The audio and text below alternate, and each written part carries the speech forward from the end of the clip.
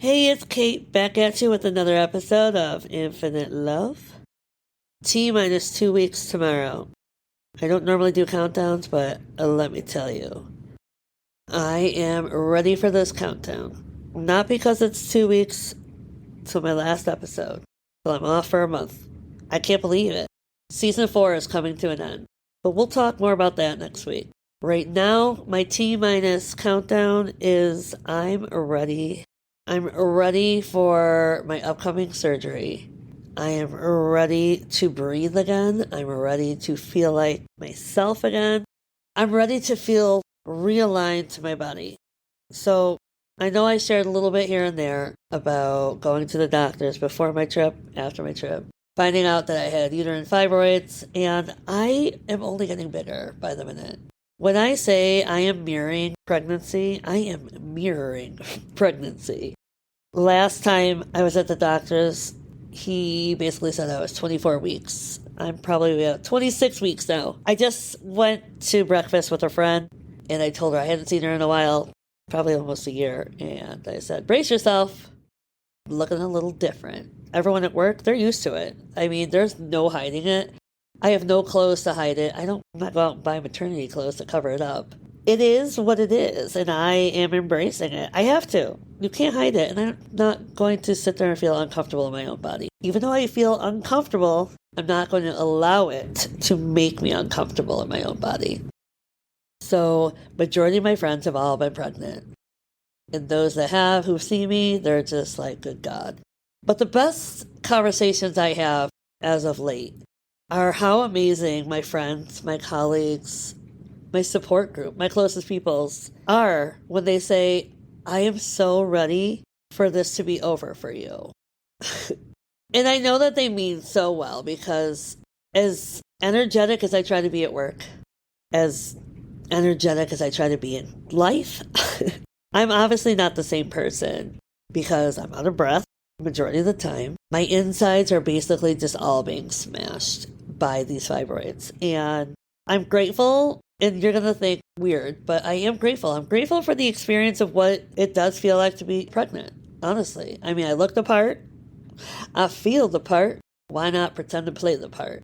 So when I went out to breakfast with my friend, I was trying to get into her minivan. And of course, I have to use the handle to lift myself up. Not only because of my weight gain, but I'm short.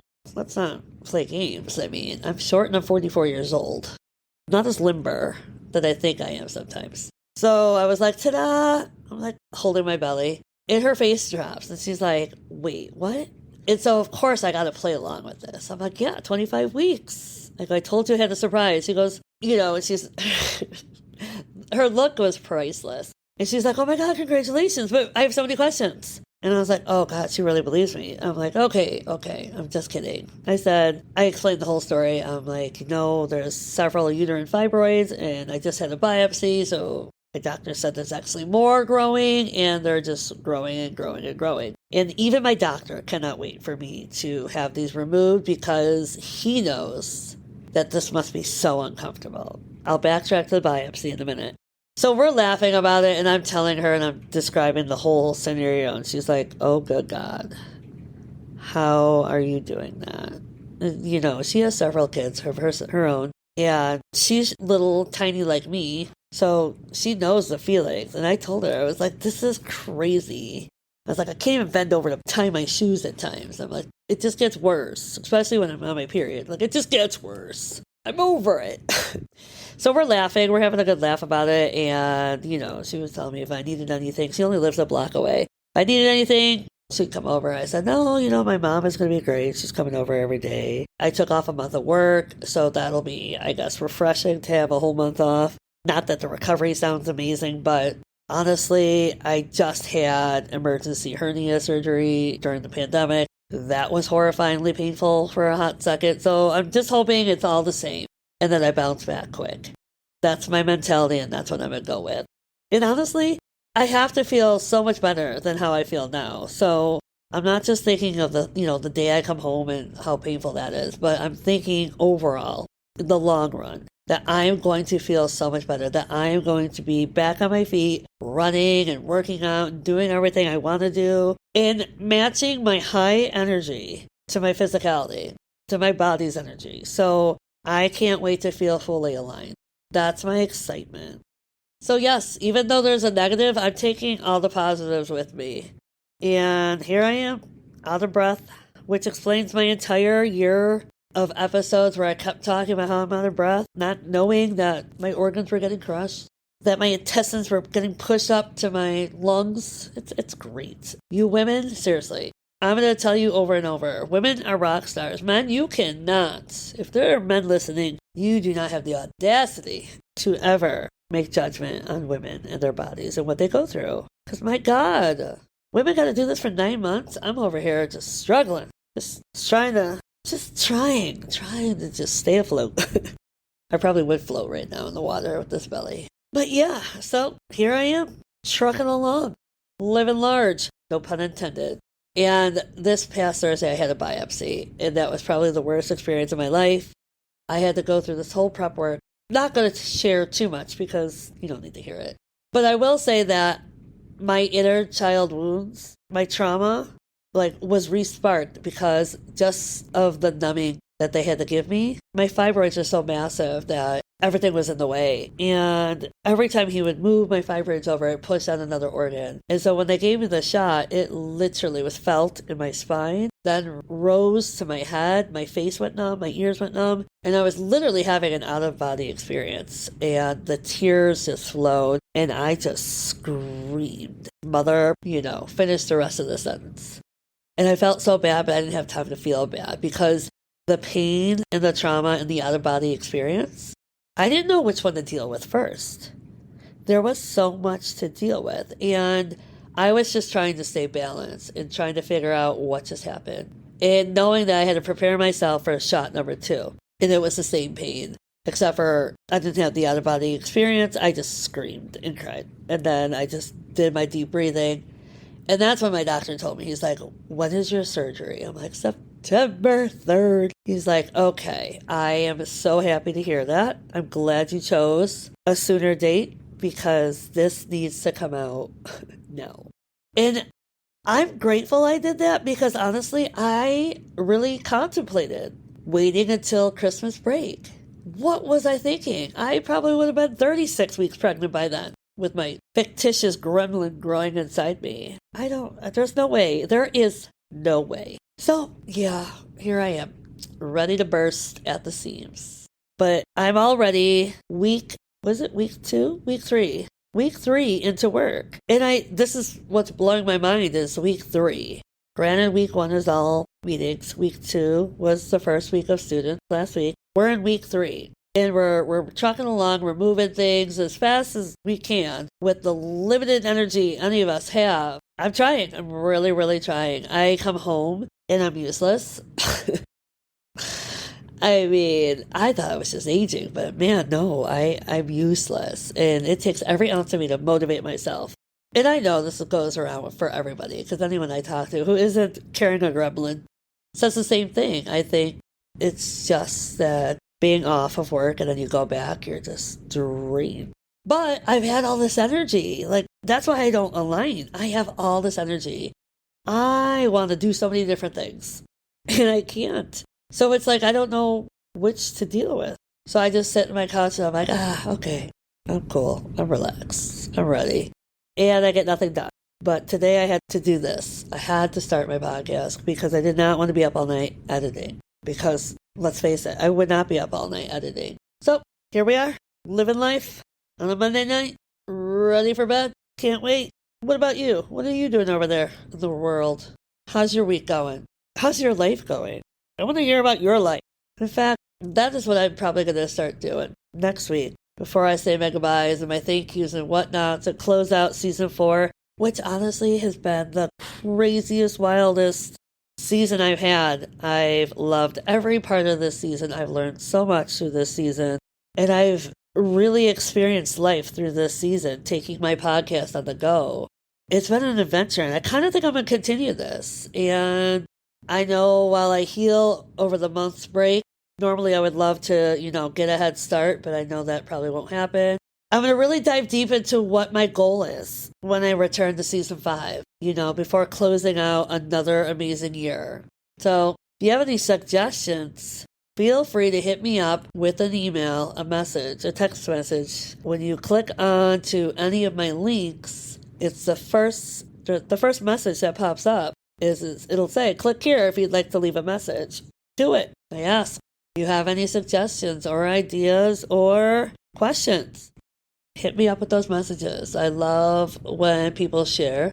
I love hearing back from you just as much as I love sharing with all of you. It's always amazing to connect with the audience. So any message is a great message. So I welcome all and I'm open to receiving all in my highest good. I want to say thank you. Thank you for sitting along here with me, listening to me ramble on about my health, about what's been going on in my life these past few months, honestly, as I have navigated slowly but surely, listened to my body. I've listened to my intuition. I've become the voice for myself, the advocate speaking up for myself when others may have looked over it. And it's really allowed me to get to where I'm at. And again, I know my surgery is in 2 weeks from today. Wow. And yes, I'm nervous. Nobody really wants to go under for a surgery. And I know it's something I've really been working on since my surgery during the pandemic, when I really crumbled under pressure, under anxiety, and all of this fear was coming out of me, and there was not much I could do. However, there was parts of me that knew I could control it. But I wasn't ready yet. I was still going through the whole healing process. I was still in the beginning stages. And by reflecting back onto that situation, I knew I could identify that I have a huge fear of the hospital, of my inner child trauma that I had to navigate through it, that I had to sit with and work through.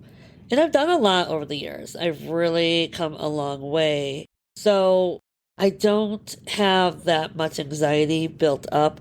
Again, once the day comes, it may, come to surface, but I'm not afraid at all. I don't fear. And I was just telling my friend while we were out for breakfast that through this whole healing journey, that is the one thing when we were talking about life and death. I said, I'm not afraid of death. I used to always be afraid of death. Nobody wants to die. I don't want to die young. But I told her that these last couple years have really made me proud of the place I'm at, the strength I have, that I have no regrets, that I have come into union with my own self, and that's key. So death doesn't scare me. I'm not feeling like I'd have any shortcomings. And I wouldn't want anyone to suffer from, God help my soul, not speaking or manifesting death, but I would not want anyone to suffer because of my loss. Take my love with you. Take what I've done with my life with you. Don't grieve, which I know is hard because we all naturally grieve. You grieve your own self. I've learned that was probably one of my hardest stages in life, was grieving my own self. For every time I was healing and losing that old, unhealed version of me, I would grieve that person. Because now you're stepping into the new, uncomfortable, unknown parts of you, and they're not really built up yet, but they're growing, just like a butterfly going through the stages, and you can sense and feel the changes, but yet you're still uncomfortable. That experience alone is kind of what grief is when you go through the changes.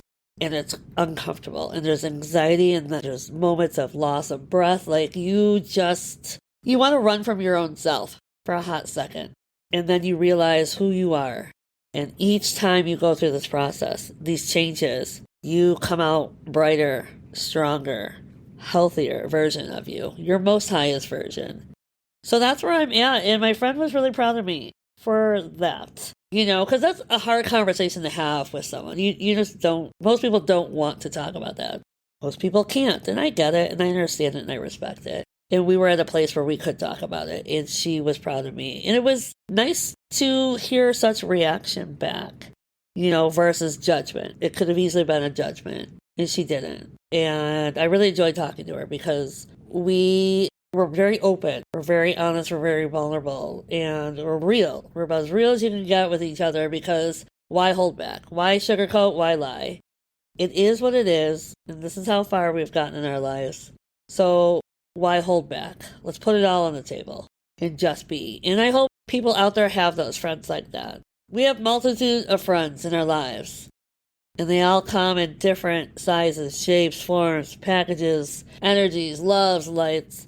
And you respect and enjoy those friendships. And it's nice that everyone is so different. And this is why I love her so much, is because it's the brutal truth. What you see is what you got. There's no BS around it. There's no white lies. There's nothing. Just pure confidence. Pure sass. And I used to be so intimidated by her because of that. But that was the insecure me.